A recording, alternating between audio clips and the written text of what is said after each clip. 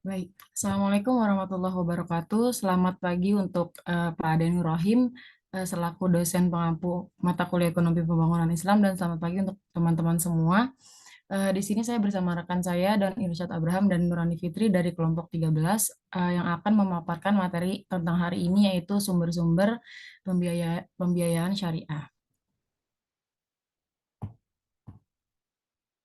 Oke, materi yang bakal kita bahas di hari ini adalah yang pertama ada sumber-sumber pendanaan pembangunan, lalu ada zakat, pajak, dan wakaf, selanjutnya pengelolaan aset strategis, dan yang terakhir ada analisis kasus. Oke, langsung masuk ke pembahasan pertama mengenai sumber-sumber pendanaan pembangunan. Nah, dengan kata pendanaan, kita harus tahu dulu pendanaan itu apa. Pendanaan merupakan suatu cara untuk mendapatkan dana yang diperlukan untuk pengerjaan suatu proyek, di mana dana ini tentunya jadi dukungan utama dalam pembiayaan suatu pembangunan gitu. Nah, salah satu hal penting dalam menerapkan kebijakan pembangunan yang sesuai dengan prinsip syariah itu terletak pada instrumen-instrumen yang dapat dijadikan sebagai sumber pendanaan perekonomian nasional. Nah, yang dimaksud dengan instrumen yang dijadikan sebagai sumber pendanaan perekonomian nasional itu adalah yang pertama, ada instrumen prioritas. Dari namanya aja kita udah tahu nih, dia prioritas berarti bersifat mutlak karena dia terus-menerus memberikan manfaat bagi pembangunan negara. Lalu yang kedua, itu ada instrumen komplementer sebagai pelengkap. Maksudnya adalah instrumen ini sifatnya sebagai alternatif gitu. Jadi dia opsi lain ketika opsi kebijakan utamanya itu nggak mampu mengatasi persoalan. Makanya dia keberadaannya dapat diakomodasi jika diperlukan. Oke, sekarang kita bahas soal sumber-sumber pendanaan bagi pembangunan. Lebih tepatnya ini sumber-sumber syariah ya. Yang pertama itu ada zakat yang sering banget kita dengar. Zakat itu merupakan harta yang wajib dikeluarkan oleh setiap muslim apabila telah mencapai syarat yang ditetapkan. Sebenarnya nggak hanya setiap muslim sih, maupun zakat juga dikeluarkan oleh badan, badan usaha gitu. Nah, nantinya zakat ini akan disalurkan oleh eh, badan tertentu untuk pihak-pihak yang berhak menerimanya sesuai dengan syariat Islam.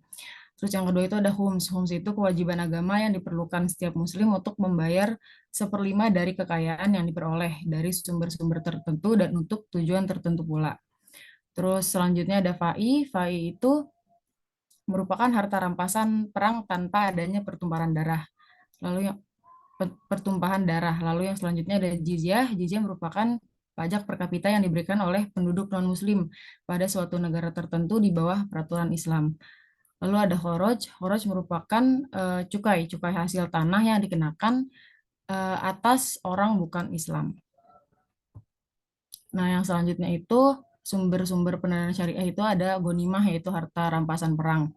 Lalu ada amwal fadlah, yaitu benda kaum muslimin atau barang-barang mereka yang meninggal tanpa adanya ahli waris atau berasal dari barang-barang seorang muslim yang meninggalkan negerinya tanpa ada perizinan gitu.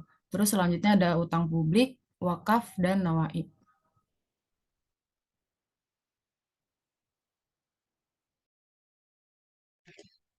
Bisa dilanjut aja nggak apa? Nah, ngomongin zakat. Jadi zakat itu merupakan instrumen ibadah yang punya sisi sosial ekonomi yang kuat banget ya teman-teman. Jadi potensi zakat nasional itu juga terdiri dari tiga komponen utama yang udah tertulis di sana. Zakat itu yang pertama ada zakat penghasilan rumah tangga, zakat perusahaan, dan zakat tabungan dan investasi syariah. Nah, bisa dilanjut.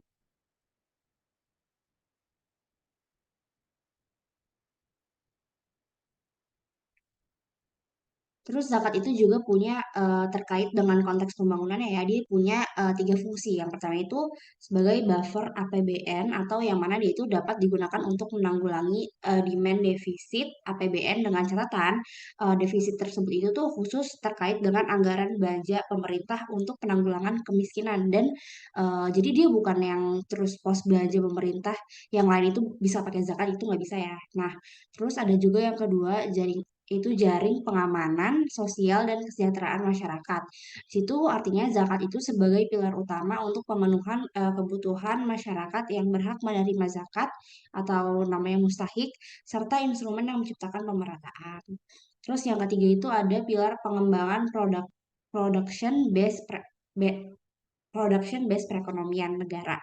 Nah, di sini zakat itu sebagai sumber pendanaan bagi pengembangan usaha mikro milik mustahik. Lanjut. Selanjutnya ada pajak. Untuk saat ini pajak itu masih jadi sumber pendanaan utama yang mendominasi sumber penerimaan negara. Nah, dalam perspektif syariah, eh, hukum asal pajak itu adalah mubah. Terus ada tiga isu utama pajak itu yaitu ya harta objek pajak, terus kadar pajak dan akuntabilitas. Sementara metode perhitungan tarif pajak itu ada tiga. Yang pertama itu ada tarif proporsional atau yang kayak sifatnya itu tetap dalam proporsi tertentu gitu berapapun jumlah pendapatan seseorang maka besarnya kewajiban pajak yang dia bayar tuh persentasenya nggak berubah. Sementara kalau yang regresif itu semakin besar pendapatan seseorang berarti nilai nominal pajaknya itu pajak yang dia bayar itu akan semakin besar, tapi dengan persentase yang semakin kecil. Safira, tolong. Nah, ya. Yang terakhir itu, yang ketiga ada yang namanya tarif progresif atau tarif pajak yang dikenakan dengan kondisi bahwa semakin besar pendapatan seseorang, berarti semakin besar juga persentase kewajiban yang harus ditunaikannya. Lanjut.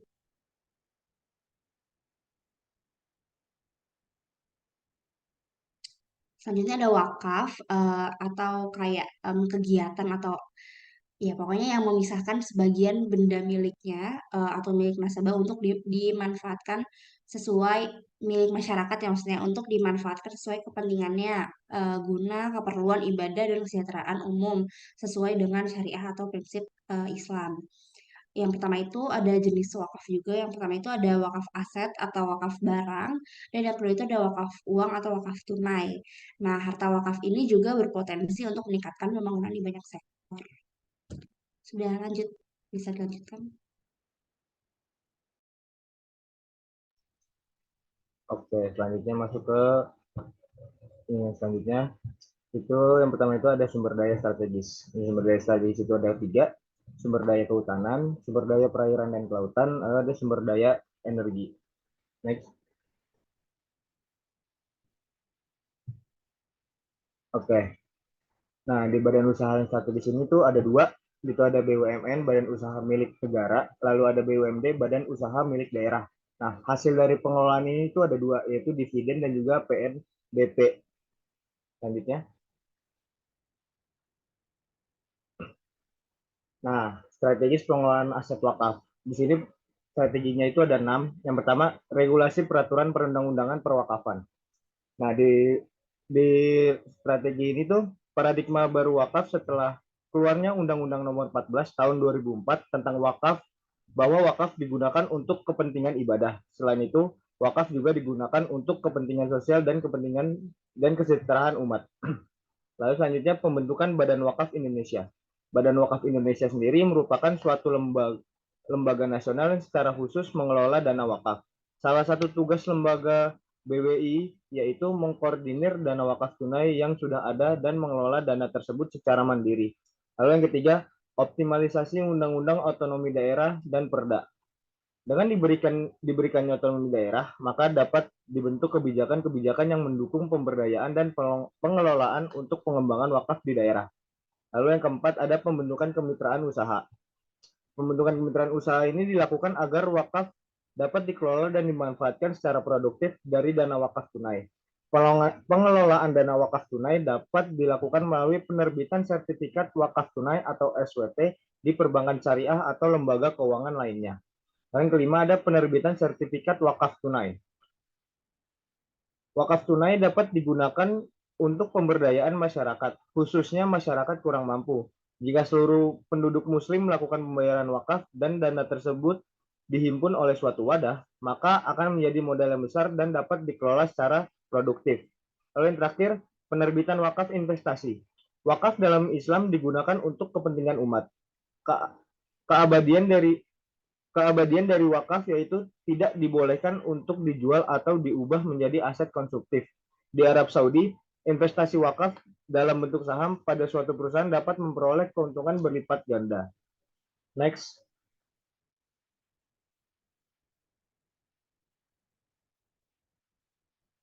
Lalu selanjutnya ada strategis pengelolaan zakat. Nah, di strategis pengelolaan zakat ini ada 4 model yang strateginya. Yang pertama itu ada model distribusi bersifat konsumtif tradisional. Lalu yang kedua model distribusi bersifat konsumtif kreatif. Yang ketiga model distribusi bersifat produktif tradisional. Lalu yang terakhir ada model distribusi dalam bentuk produktif kreatif. Nah, di model distribusi bersifat konsumtif tradisional sendiri, model ini biasa digunakan pada pengelolaan dana zakat fitrah yang dimana zakat langsung dibagikan kepada mustahik seperti fakir dan miskin untuk dimanfaatkan secara langsung guna memenuhi kebutuhan hidup sehari-harinya. Lalu yang kedua di model distribusi bersifat konsumtif kreatif, dana zakat yang diperoleh dapat diubah menjadi wujud lain seperti untuk kebutuhan pendidikan. Lalu yang ketiga, model distribusi bersifat produktif tradisional. Dalam hal ini zakat didistribusikan dalam wujud lain yang lebih produktif seperti kambing, alat cukur, alat masak, dan lain-lain. Sehingga dapat membuka lapangan pekerjaan bagi fakir miskin karena zakat berupa dana produktif. Lalu yang terakhir itu model distribusi dalam bentuk produktif kreatif. Dengan model ini, zakat didistribusikan untuk permodalan pembangunan seperti pelayanan sosial atau startup.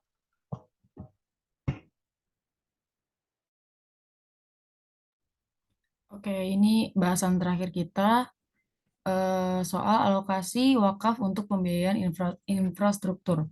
Nah, sebelum kita lanjut ke contoh nyatanya, sorry, bentar.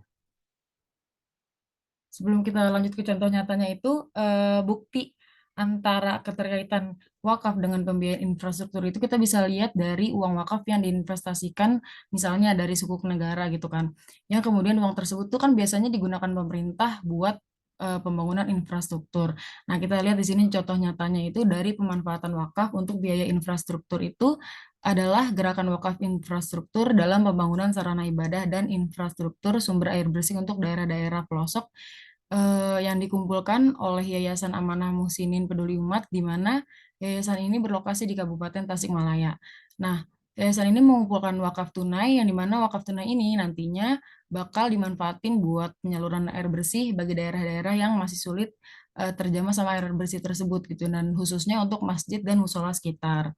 Nah, sebenarnya wakaf tunai ini merupakan solusi alternatif sih dalam rangka pemenuhan biaya infrastruktur di Indonesia gitu, dan karena kan memang tujuan utama dari wakaf itu kan untuk kesejahteraan bagi seluruh masyarakat kan. Jadi di pembangunan kali ini utamanya adalah wakaf ini disalurkan buat kepentingan air bersih gitu di daerah-daerah tertentu yang masih di pelosok gitu. Oke, sekian pemaparan materi dari kelompok kami. Kurang lebihnya mohon maaf. Wassalamualaikum warahmatullahi wabarakatuh.